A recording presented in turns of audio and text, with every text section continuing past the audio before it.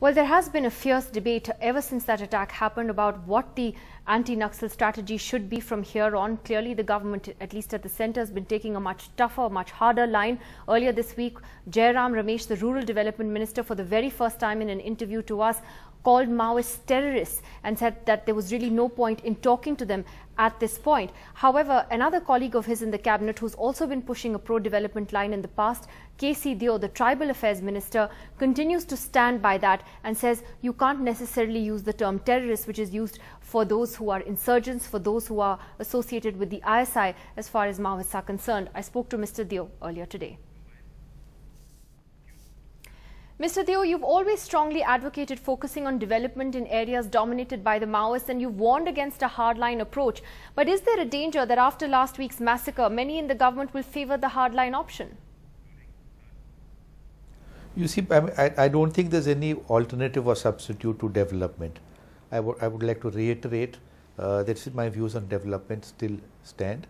Now, as far as this unfortunate incident is concerned, I think we have to look at it from a realistic point of view. That there has been a total failure of the security system in the state. The intelligence system had totally failed, and I think there are several other earlier incidents which actually led to what happened. I mean, this is disgraceful, and I don't think there's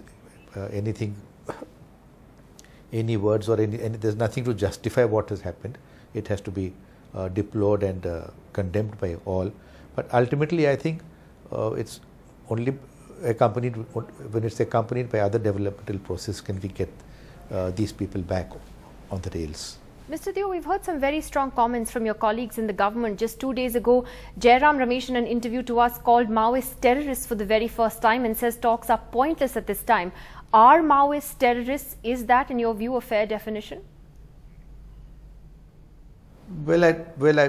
Calling them terrorists, in what way is it going to improve the situation or help out? So you see, these are different. You can use different terms, but ultimately you have to get at the root of the problem. And the root of the problem is to preempt these kind of happenings in the future, and then also to take to the path of development and empower the people to see that the economic condition improves. So do you then disagree with Jairam Ramesh's definition of them as terrorists? Do you disagree? I don't know what exactly he means, but terrorist is a term which is used to people who've been indulging in insurgent activities, who've come from, I mean, it's like when you see ISI people come from Pakistan, you call them terrorists. So I don't know exactly what he meant when he said that, but I don't know whether the use of a term is going to make difference to this entire approach. No, I'll tell you, because the context in which he said it was that they're terrorists because they instill fear and they create terror. Well, you see, they've been using terror tactics, but I don't know what, I mean, I don't know how a specific answer to this question is going to help sort of redeem this situation. I think we have to get at the root of the problem first. Mr. Deo, there's been criticism of you and Jairam Ramesh as well in the past that you're all too soft on Maoists and that there's too much of a divergence of a view within the government on dealing with this problem. You see, there's no question of being soft on the Maoists. You have to be firm with them. There are no two ways about that. When there's a law and order problem, I've always said that you deal with it as a law and order problem, but you can't treat it as purely as a law and order issue.